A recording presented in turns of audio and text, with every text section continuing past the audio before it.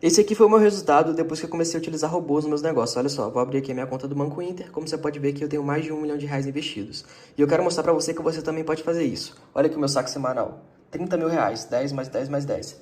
Você também pode ter esses mesmos resultados se você seguir as estratégias corretas. Clica no botão aqui embaixo desse vídeo e vem comigo que eu vou te mostrar como que você pode fazer isso. E tem gente que alimenta uma certeza que me admira às vezes. Do tipo assim, garante, Vitor, o ser humano precisa de se embriagar. O ser humano precisa de álcool. Se não tiver álcool, como é que vai relaxar? Como é que a humanidade... Daí a pessoa argumenta como? Veja só, Vitor, na época lá nos Estados Unidos, que fizeram a época da temperança, da lei seca lá, olha lá o problema que deu, Vitor, lá em 1919, 1920, da oitava emenda, que virou a proibição do álcool, a era da proibição.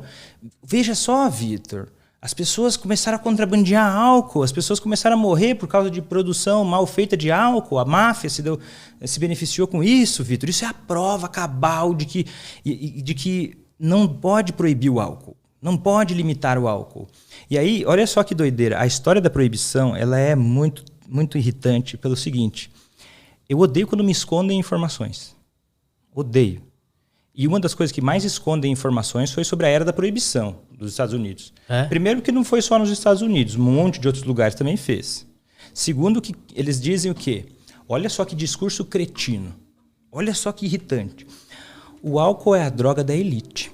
O álcool é a droga, e aí os red pill vão chorar agora, mas o álcool é a droga do homem branco, hétero. O álcool é a droga do topo da hierarquia social. Porque já que esse ser gosta de álcool, o álcool é liberado, só por isso. E aí eles utilizam a imagem de uma mulher chamada Carrie Nation. Essa é uma mulher que teve uma história bem complicada, que perdeu, se não me engano, o filho ou o marido, teve perdas familiares graves com o álcool, porque naquela época de 1910, 1920, lá nos Estados Unidos, tinha muitas pessoas vindo de fora para conseguir empregos ali. E aí existiam aqueles, não é bem taberna o nome, como é que chama? Não é pub. Esqueci agora o local lá que eles bebem. Uhum. É tipo um bar, né? Não é bem bar, tá? Não me lembro o nome, fugiu o nome que eles chamavam lá exatamente.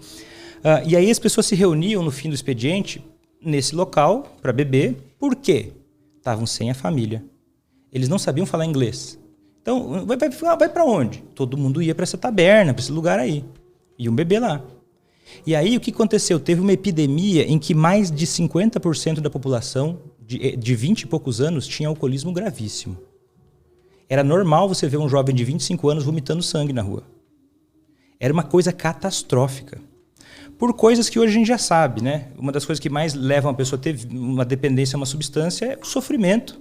Um sofrimento intenso. A gente tem vários estudos mostrando que quando a pessoa tem uma vida boa, ou vamos dizer assim, um macaco mais alto da hierarquia, que tem mais acesso à comida ou outras vantagens, ele não vicia numa substância. Agora, quando a pessoa está numa situação miserável, aí ela fica muito mais propensa a ter uma dependência.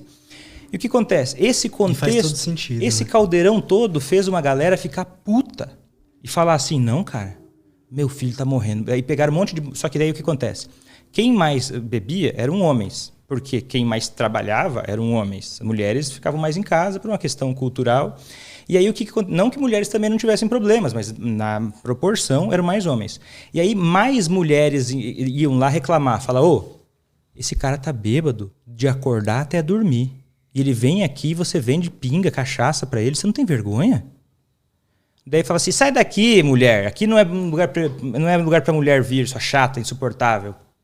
Aí, o estereótipo da mulher, a mulher, ela é louca, ela tem alterações hormonais, então ela não pode ser considerada tão respeitável quanto um homem. A gente sabe que isso está mudando, mas ainda tem um pouco disso. Lá naquela época era muito mais forte. E aí, uma mulher que nem era tão religiosa assim, que é a Carrie Nation, mas era mais revoltada com isso, porque proibiram de vender nos pubs durante uma época lá, proibiram de vender numa certa circunstância. Ela não podia abrir o bar, não sei se era domingo, tinha uma restrição média. Uhum. E eles continuavam lá vendendo igual. Cagaram para a lei. E ela ficou muito revoltada com isso e começou a ir lá e reclamar e xingar. E progressivamente ela foi ficando mais irritada e teve momentos, e xingavam ela, ficou muito mal falada, assim, mas ela conseguiu reunir pessoas que também defendiam a mesma causa e ela era porta-voz daquilo porque ela era mais indignada de todas. E ela estava certa, porque a lei tinha proibido e a galera vendia da mesma forma, ninguém estava desrespeitando completamente. E o que acontece? O pessoal, enfim, teve muitas outras pessoas que defenderam a proibição. E eu não estou dizendo que a proibição é o caminho certo, mas daí a história que contam da proibição é o quê?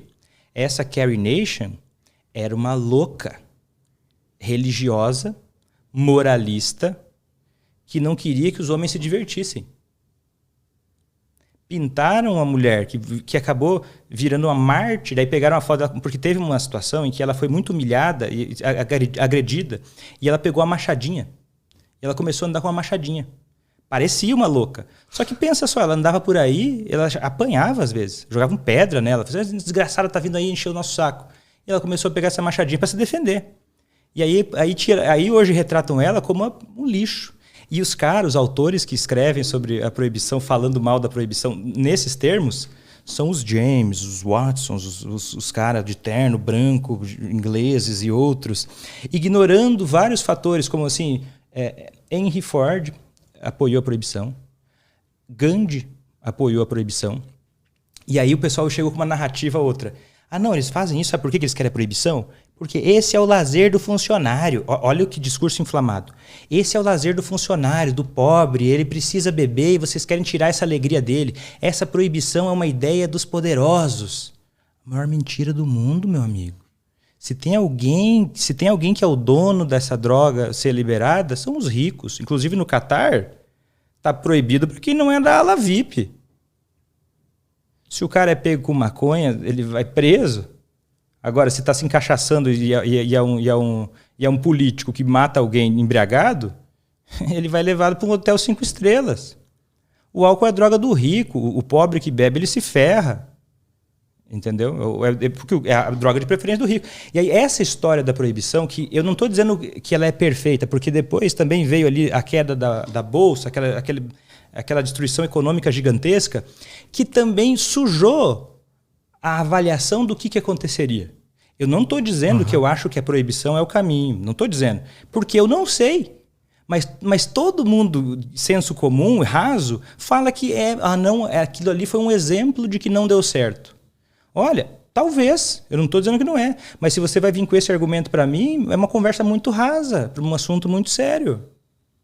Porque eles usam de um discurso... Porque quando fala que querem tirar a alegria do pobre, dá raiva. Por quê? Na nossa cabeça tem aquela coisa de... A gente tende é uma tendência natural nossa de proteger o oprimido. Né? Tipo assim, tá perdendo, a gente tem um pouco mais, né, o herói, sei lá, o Rocky Balboa. O que o pessoal gosta do Rocky Balboa? Que legal. A frase dele mais legal é o quê? Apanha, na vida a gente apanha, mas a gente continua. E isso que faz uma pessoa ser forte. Porque a gente se identifica das nossas dores, das nossas dificuldades. E aí eles usam isso aí para manipular uma narrativa, que é a narrativa que domina o mundo. Para colocar uma narrativa como, olha lá, quem não bebe é um louco. É um louco, não sabe se divertir, e é mulher, e é religioso. E é engraçado que a religião vai sendo usada por esse povo aí de acordo com o que eles querem, né? De acordo com o que beneficia a narrativa. Mas isso... Você já tinha ouvido falar da proibição? Falar da proibição é sempre... não pode proibir. Sim, o senso comum que eu tinha era esse. E olha, era de que a proibição foi ruim. E foi... não deu certo e tudo mais. Teve defeitos, mas teve muitos motivos para ter defeitos. Só que isso vira argumento pobre e inflamado para reduzir a importância de qualquer tipo de regulamentação. Aí pode deixar o álcool exposto num bar na frente de uma escola. Normal. Todo mundo sabe que pessoas menores de idade podem beber à vontade, que não tem essa preocupação. Ninguém se preocupa muito com isso. É normal. Então, o que vai acontecendo? Qualquer tipo de regulamentação com álcool fica parecendo que é aquela loucura daquela proibição que a gente não tem tanta clareza. Mas a gente sabe que durante mais de 30 anos, os índices de saúde dos Estados Unidos melhoraram muito. Muito. E outra, ainda é proibido o álcool em vários lugares dos Estados Unidos. Você não pode sair encaixaçado no meio da rua nos Estados Unidos. Vários lugares. Tem regras diferentes para países diferentes, né? Mas lá é proibido. E ninguém fala nada, né? Não, olha só. Não sabia disso. Tem, cara. Vários lugares. Lá você não pode comprar bebida, simplesmente sair num posto de gasolina beber.